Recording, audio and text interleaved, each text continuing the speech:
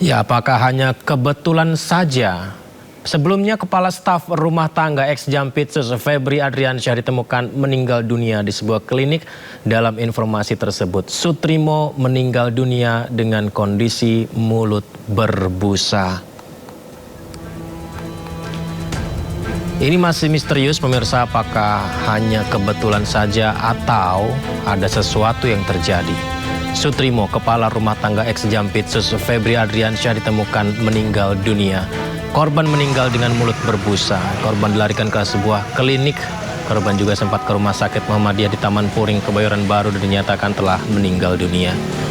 Dikabarkan Sutrimo sempat menelpon saudaranya dan mengeluhkan sakit di bagian lambung. Almarhum Sutrimo dibawa ke kampung halaman untuk dimakamkan. Meninggal itu.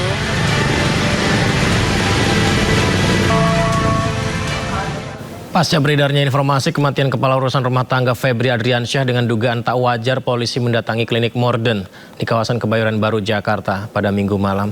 Kedatangan polisi, kedatangannya untuk melakukan serangkaian penyelidikan dengan pengecekan lokasi serta olah TKP.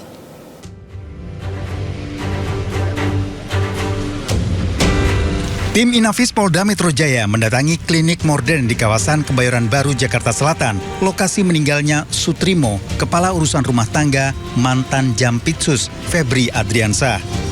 Para penyidik kepolisian melakukan serangkaian penyelidikan di lokasi dengan melakukan olah tempat kejadian perkara. Penyidik kepolisian membawa beberapa alat pendukung termasuk memasang garis polisi di sekitar lokasi. Polisi membawa 1 unit sepeda motor yang berada di lokasi dan diduga milik almarhum Sutrimo.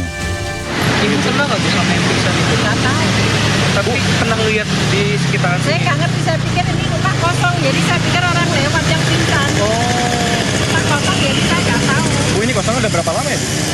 Ya, udah lama, tapi penunggunya siapa saya juga nggak tahu. Oh, tapi ada yang nunggu.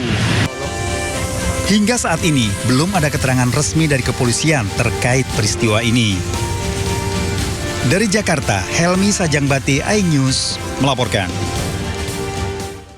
Ya, pemirsa, lagi-lagi muncul pertanyaan di kita ya, apakah ini adalah kebetulan saja atau memang menjadi sesuatu hal yang misterius. Pasalnya, peristiwa ini terjadi pasca pemeriksaan terhadap Febri Adriansyah.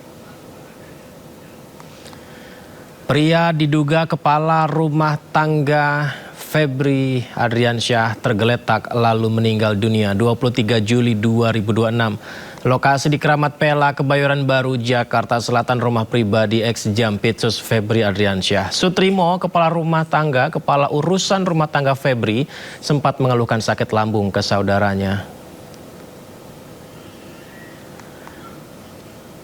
Ya, di tanggal yang sama, lokasi halaman klinik Morden Keramat Pela, Kebayoran Baru, Jakarta Selatan, di mana yang Anda saksikan klinik Morden ini sebenarnya sudah lama tak beroperasi, keterangan dari warga sekitar.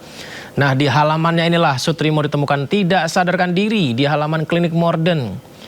Tidak sadarkan diri, kemudian Sutrimo dievakuasi ke Rumah Sakit Muhammadiyah Taman Puring, Jakarta Selatan. Akan tetapi, tiba di rumah sakit, Sutrimo dinyatakan meninggal dunia.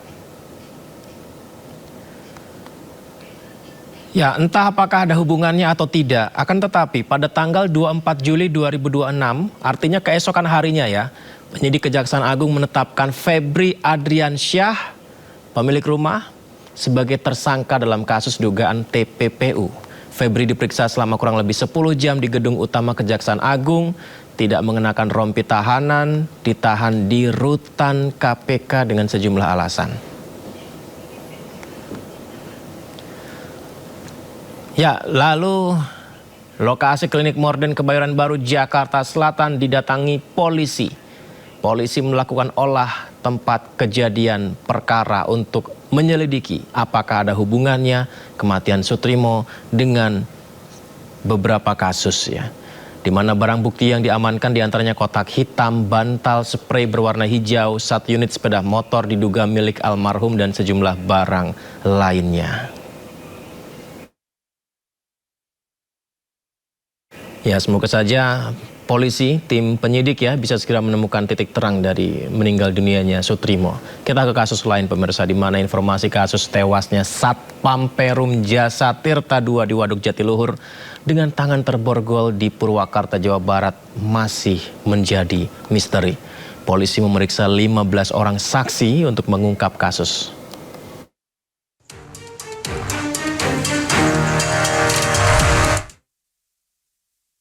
Satreskrim Polres Purwakarta masih mendalami kasus tewasnya Sumarna, 42 tahun, Satpam PJT 2 yang tewas di perairan Tanggul Hayat, Waduk Jatiluhur dalam kondisi tangan terborgol. Pihak kepolisian sudah melakukan pemeriksaan terhadap 15 orang saksi dan mendalami isi CCTV di sekitar TKP yang telah ditemukan. Dari 15 orang saksi yang diperiksa, bahkan kemungkinan akan bertambah. Namun saksi yang telah diperiksa belum satu pun yang menjadi tersangka. Sementara hasil otopsi akan diketahui pada hari ini.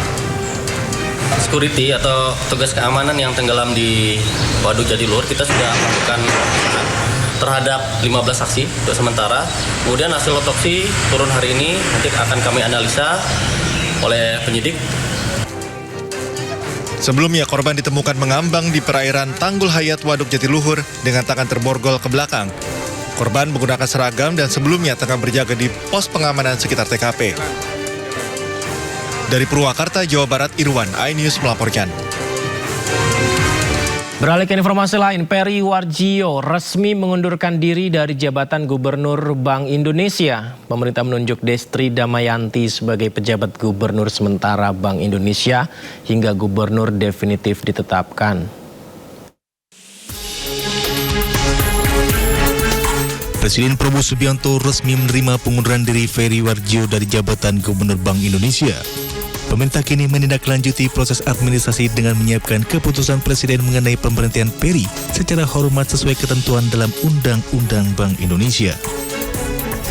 Menteri Sekretaris Negara Prasetyo Hadi mengatakan surat pengunduran diri Peri telah diterima Presiden dan diproses berdasarkan mekanisme yang diatur dalam Undang-Undang Bank Indonesia.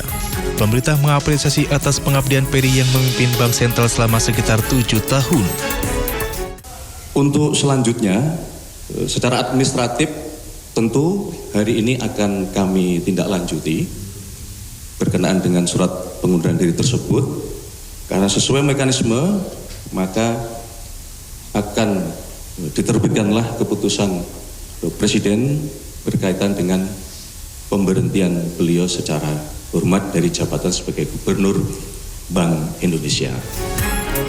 Pemerintah juga menunjuk Destri Damayanti sebagai pejabat Gubernur sementara Bank Indonesia hingga Gubernur definitif ditetapkan. Tim Liputan, ID Action. Peri Warjio secara resmi mengundurkan diri dari jabatannya sebagai Gubernur Bank Indonesia 27 Juli 2026. Lantas, seperti apa sepak terjang Peri Warjio di industri bank sentral? Berikut liputannya. Peri Warjio resmi mengundurkan diri dari kursi Gubernur Bank Indonesia pada 27 Juli 2026.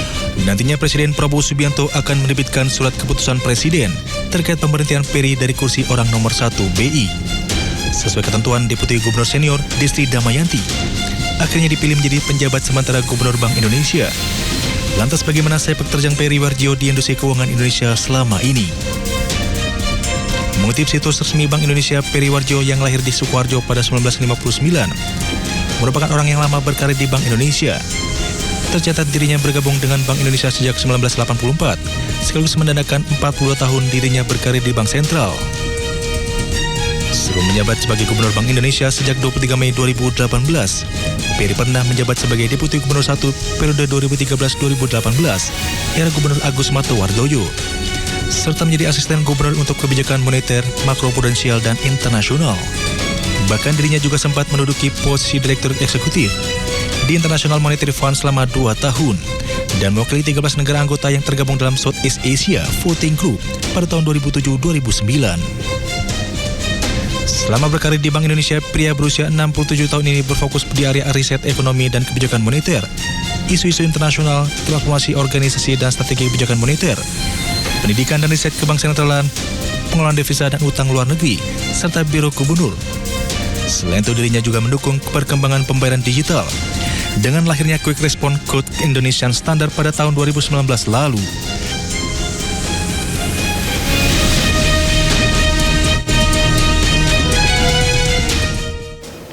Pejabat Gubernur sementara Bank Indonesia Destri Damayanti memastikan operasional Bank Sentral tetap berjalan normal setelah terjadinya pergantian kepemimpinan di BI. BI akan terus fokus menjaga stabilitas nilai tukar rupiah, memelihara kelancaran sistem pembayaran, serta menjaga stabilitas sistem keuangan.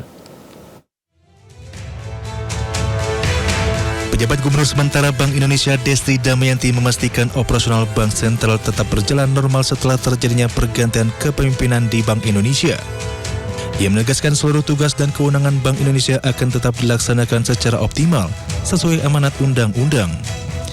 Destri menyampaikan Bank Indonesia akan terus fokus menjalankan mandat utamanya, yakni menjaga stabilitas nilai tukar rupiah, memelihara kelancaran sistem pembayaran, serta menjaga stabilitas sistem keuangan untuk menopang pertumbuhan ekonomi yang berkelanjutan. Destri mengatakan pelaksanaan mandat tersebut menjadi bagian penting dalam menciptakan iklim ekonomi yang kondusif bagi dunia usaha. Dengan kondisi ekonomi yang stabil, sektor real diharapkan dapat terus tumbuh dan membuka lebih banyak lapangan pekerjaan.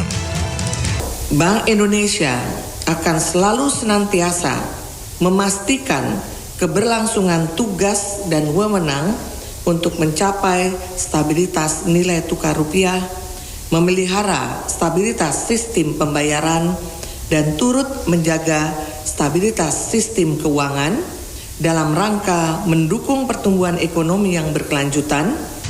Destri menambahkan Bank Indonesia juga akan tetap berpegang pada prinsip tata kelola kelembagaan yang baik dan profesionalisme dalam setiap pengambilan kebijakan. Selain menjaga independensi, Bank Indonesia akan terus memperkuat koordinasi dengan pemerintah agar kebijakan moneter, sistem pembayaran, dan stabilitas sistem keuangan dapat saling mendukung dalam menjaga ketahanan ekonomi nasional.